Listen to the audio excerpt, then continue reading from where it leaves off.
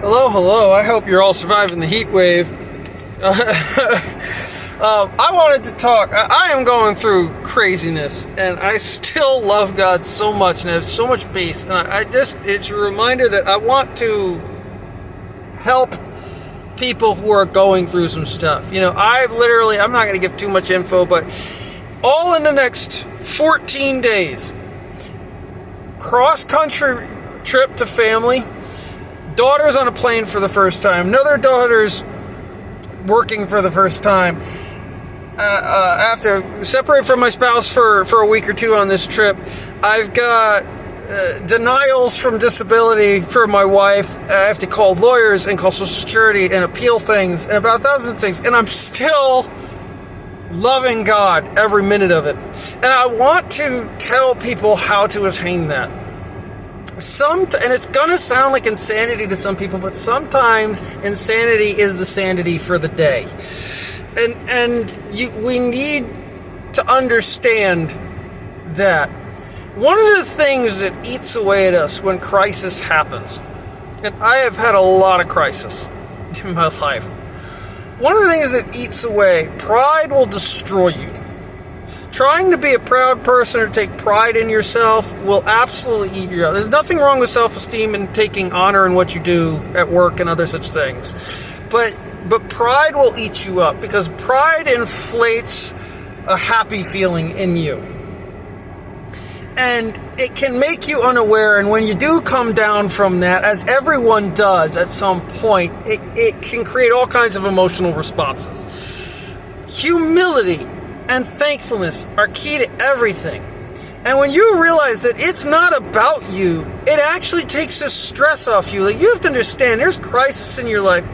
Yes, we can mess up and do some things, but it's people, it's systems people have made, it's dark forces that are active in the world in people's lives. There's so many different things. And when you realize you came into this world naked, you're not bringing any of it with you. And when you go and you realize that it's just like, look around and be thankful. I have all this going on, and I'll admit, when I first had a number of things happen in the last 48 hours, there is a moment of confusion where your brain is trying to catch up with the new thing that's going on. That's completely natural for a human mind to do in everything. I'm not going to, but you have to understand, God is not your circumstances. He's in it with you, but He is not your actual circumstances. And your circumstances can come from all kinds of places. And God is holy and above, and He's bigger than your circumstances, and He can still do something. The king always has another move. He always has another move. And I think that we need to understand as human beings, if you really want peace, and I'm not saying you're going to have peace all the time. That's not realistic. There are seasons of deserts. There are seasons where God has you witnessing the people, and it's not a comfortable environment. There's going to be all kinds of things that go on in life. But I think we need to understand that humility and thankfulness, that's where you're going to find your happy and your stability. Where even when you sorrow, yet you may rejoice. You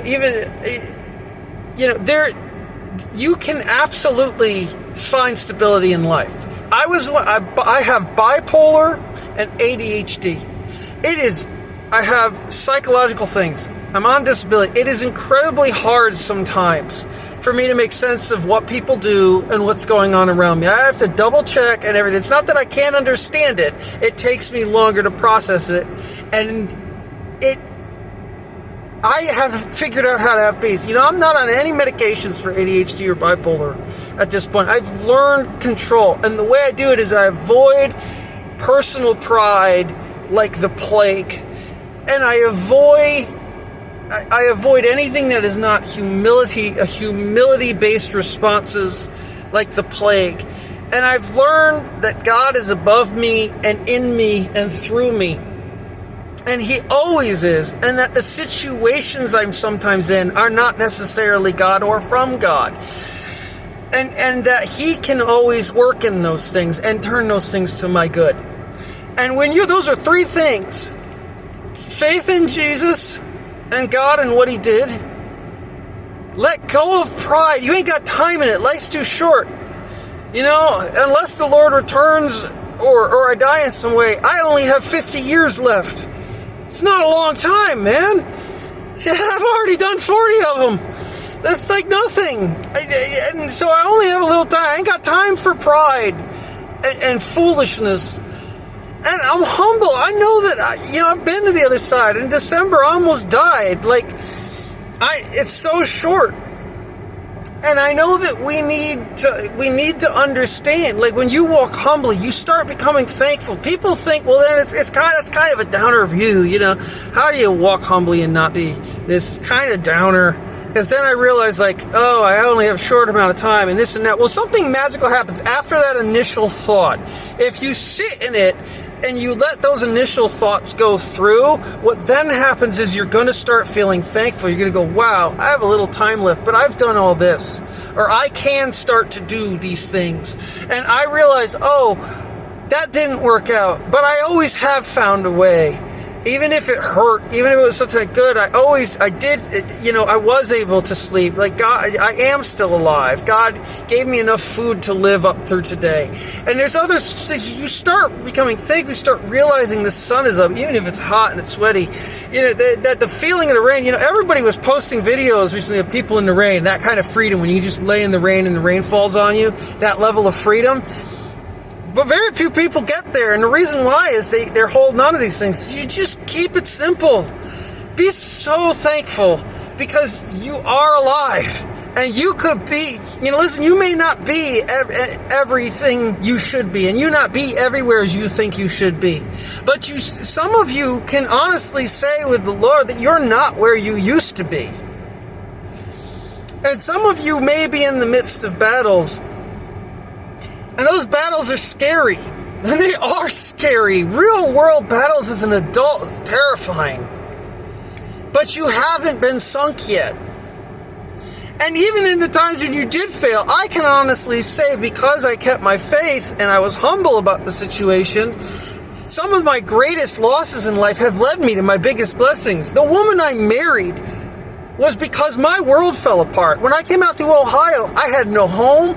My family wasn't taking me in. They took me in for like a couple months, but they couldn't house me. I couldn't afford to be where I had to leave my culture and everything I knew in New England, which is New York, Connecticut, Massachusetts. I came out to Ohio.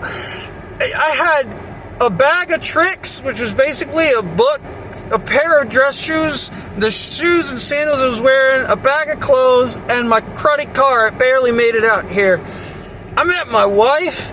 I have 2 new beautiful children through her because I took her kids and they call me dad. There's things in my life I never would have had. And this trouble I'm in with the disability and everything is just going to lead to another good thing because God says He knows the plans He has for me, plans to prosper and things. And no matter what comes in front of me, and we've got all kinds of dark spiritual powers taking authority in the world, and it doesn't matter. You think God's scared of that? You think that can box with Him? No. Yeah, I've been buried alive many times, and every time God has come and dug me out.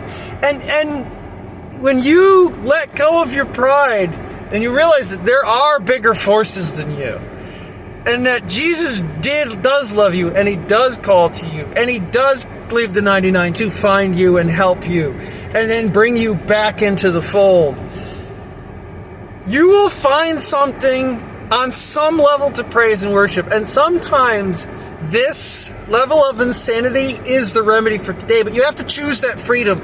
You have to get up every day. I don't care if you're a coach for a university. I don't care if you're a teacher. I don't care if you're homeless. I don't care if you're wicked. I don't care if you're Satan. I don't care if you're gay. I don't care about any of it. God loves you. And when you lean on Him and you come to Him with a true heart and a true mind, He will be found. And He can make a way for you. And it will sometimes be a big battle. Sometimes we do things and it has a cost. And we have to work through that. But we can be thankful for the things we do have and not focus on the things we don't. And we can look at all the places that we have come and things we've survived through and crazy stories in our lives. And we can laugh and know that there's probably more around the bend. And one day, all of this will just be like we were in a dark closet for an hour. Heck, it won't even be worth looking at. Be blessed, guys. Be encouraged. God bless.